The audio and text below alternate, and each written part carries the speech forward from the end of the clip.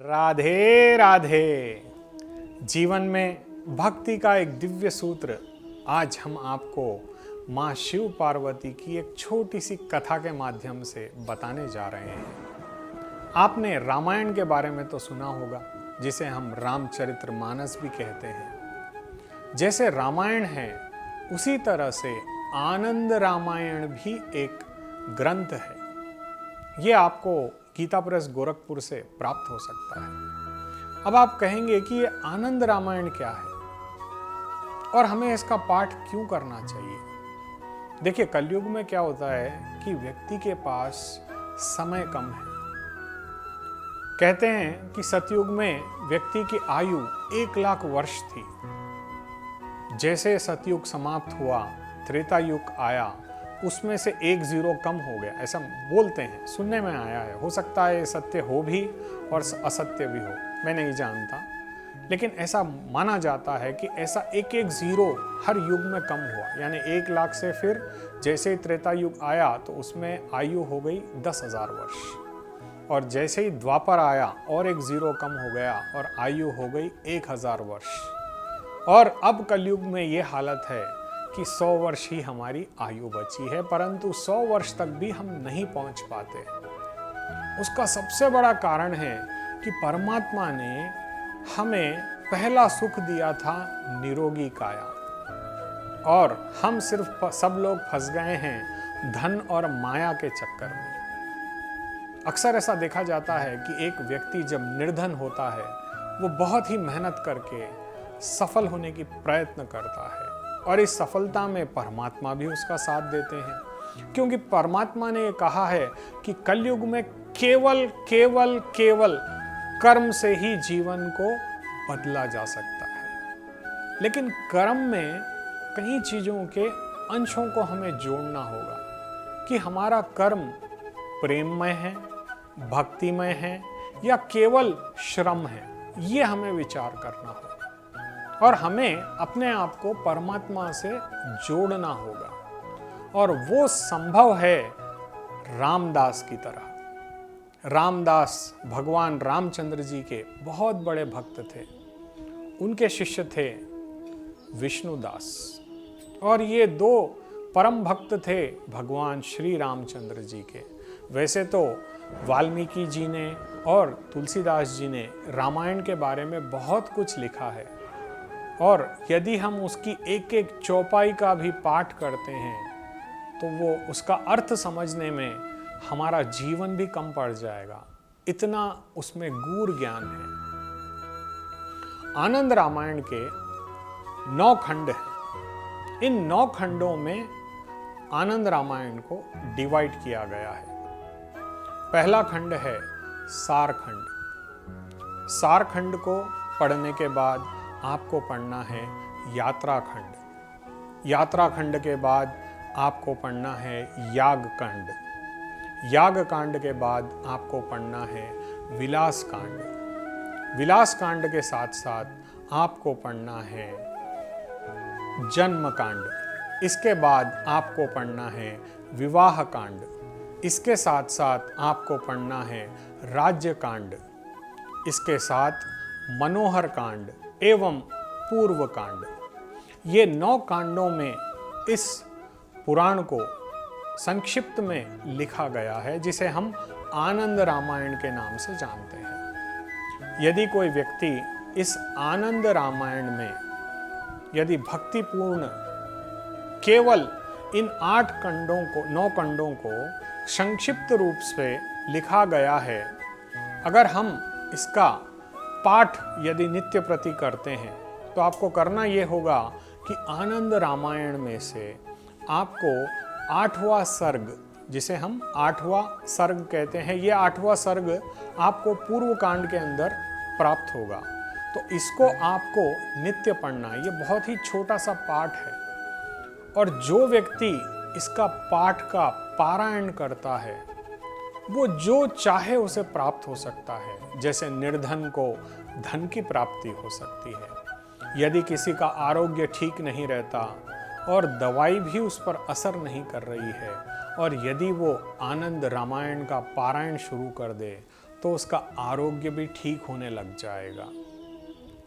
वैसे ही यदि किसी को संतान न हो और कोई संतान के दुख में व्यतीत हो रहा है, तो वो भी इस आनंद रामायण का पारायण कर सकता है।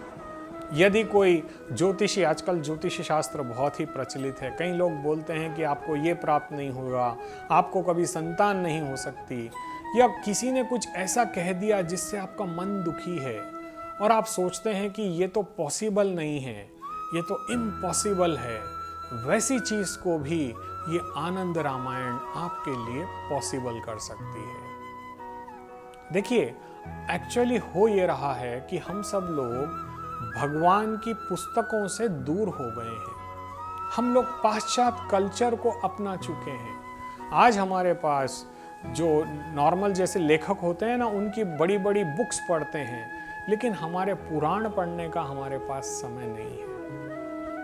कई बार मैं कई बड़े बड़े ऑथर से मिलता हूँ, उन्होंने कई लोगों के ऊपर उनकी जीवनी के बारे में पुस्तक लिखी है, उसका अध्ययन किया है, परंतु कभी परमात्मा का अध्ययन नहीं करते हैं हम लोग। ये हमारी सबसे बड़ी विडंबना है। हमारे 18 पुराण, हमारे 108 उपनिषद, हमारे 4 वेद, इसमें इतना गूढ़ ज्ञान दिव्य रूप से भरा है।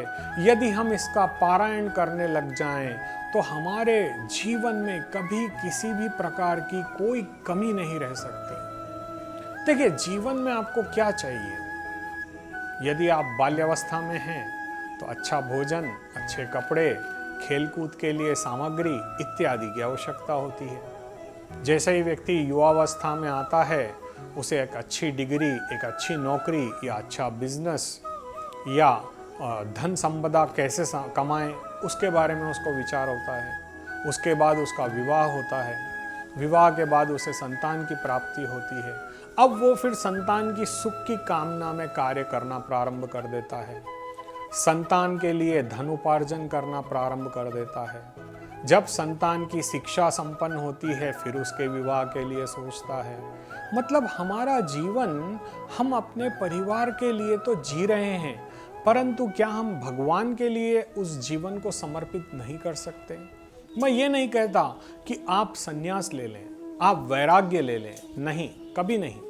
आप संसार में रहते हुए परमात्मा को प्राप्त करने का प्रयत्न करें, क्योंकि सच्चा सुख परमात्मा ही आपको दे सकते हैं। आपको पता है, भगवान ने सारी सुख सुविधाएं हमारे लिए दे रखी हैं, परंतु आनंद केवल उनके चरणों से ही प्राप्त होता है। मंदिर में जब हम अक्सर जाते हैं तो हम परमात्मा के चरण क्यों स्पर्श करते हैं? क्योंकि आनंद का निवास, सुख का निवास, संतोष का निवास भगवान के श्री चरणों से ही हमें प्राप्त हो सकता है। और एक ऐसी ही कथा माँ पार्वती को भगवान शिव ने बताई कि हमें भगवान राम की भक्ति करनी है।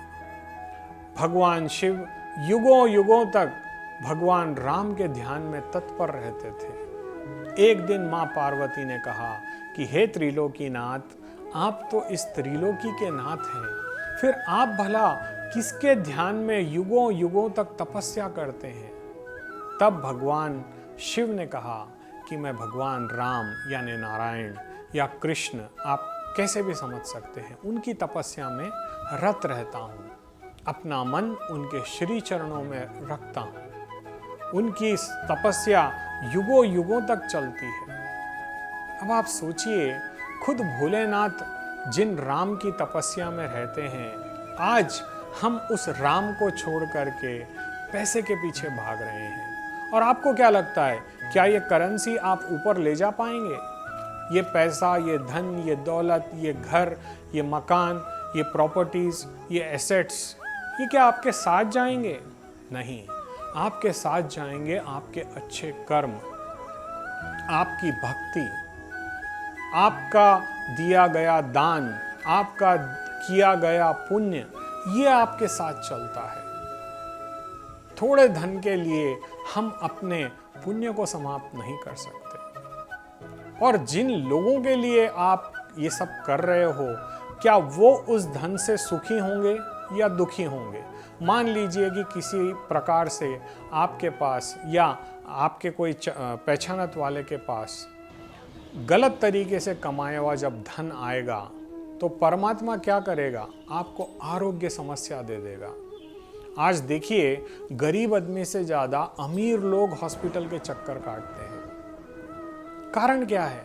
क्योंकि धन गलत तरीकों से अर्जित किया गया है। तो आप देख कर चलिए, उनके घर में मेडिकल का बिल बहुत बड़ा रहेगा। वही एक गरीब आदमी के पास कुछ नहीं होता, उसके पास मेहनत के पैसे होते हैं। बहुत रेयर चांस ऐसा देखा जाता है कि किसी गरीब को आरोग्य की समस्या आए। 99% नहीं आती है। 1% उसके कर्म है, उसका भाग्य है, हम ऐसे कह सकते हैं। लेकिन यदि हम अपने कर्मों को सुधार लें, यदि हम अपने कृत्य को सुधार लें और अपने जीवन में जो गलती हो चुकी है उसका पश्चाताप करके यदि हम परमात्मा की शरण ग्रहण करें, जैसा रामदास जी ने की थी, जैसा विष्णुदास जी ने की थी, तो हमारा जीवन भी परिवर्तित हो सकता है। हमें अपने जीवन में अपने मन को परिवर्तित करना होगा, वरना वो दिन दूर नहीं जब आपके पास धन तो अपार हो सकता है पर सुख नहीं रहेगा, सुख की कमी रहेगी। आप अपने मन से दुखी रहोगे। आज देखिए, अमेरिका के अंदर 70% to 80% लोग डिप्रेशन की गोलियां खा रहे हैं, क्योंकि उनके पास पैसा तो है लेकिन उस पैसे का उपभोग करने के लिए अपने लोग नहीं हैं। कई ऐसे पैसे वाले लोगों से मैंने मुलाकात की, उनके पास सब सुख सुविधाएं हैं, कार है, बंगला है, गाड़ी है, बैंक बैलेंस है, लेकिन न पत्नी है, न बच्चे हैं, न वो जीवन क्यों जी रहे हैं, किसकी उम्मीद में जी रहे हैं, उन्हें तक नहीं पता। जीवन निराशा में नहीं होना चाहिए, जीवन में आशाएं होनी चाहिए, और आशा उसी के जीवन में आती है जिसके जीवन में प्रेम होता है, जिसके जीवन में भक्ति होती है। यदि हमारे जीवन में भक्ति और प्रेम नहीं रहेगा तो हमारे ऊपर परमात्मा की कृपा कैसे प्राप्त होगी?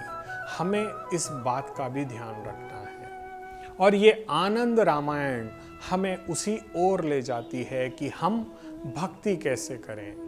भगवान शिव ने पार्वती से कहा कि यदि कोई व्यक्ति मंदिर ना जाए तो चलेगा, यदि कोई व्यक्ति दान धर्म ना करे तो चलेगा, लेकिन यदि व्यक्ति इस आनंद रामायण का पारायण नहीं करता है तो बाकी उसका सारा करा धरा वेस्ट है। इस आनंद रामायण से हम वो सुख प्राप्त कर सकते हैं जिस पर परमात्मा की विशेष अनुकंपा बनी रहती है।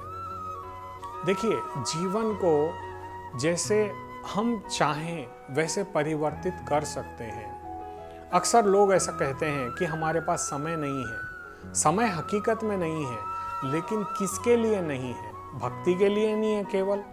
आप धन कमाने के लिए समय देते हो, आप घूमने फिरने के लिए समय देते हो, मौज मस्ती के लिए समय देते हो, फालतू की गपशप के लिए समय निकाल सकते हो, लेकिन गोविंद का नाम लेने का समय आपके पास नहीं है। ये सबसे बड़ी परेशानी है हमारे इस युग की।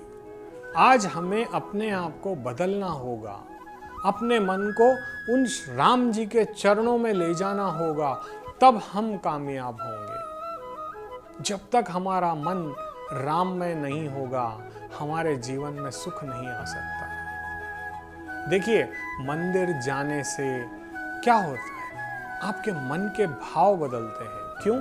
वहाँ की एनर्जी की वजह से। वैसे ही यदि हम भागवत का, रामायण का, हमारे ग्रंथों का पारायण करेंगे तो क्या हमारा मन शुद्ध नहीं होगा? अवश्य शुद्ध होगा।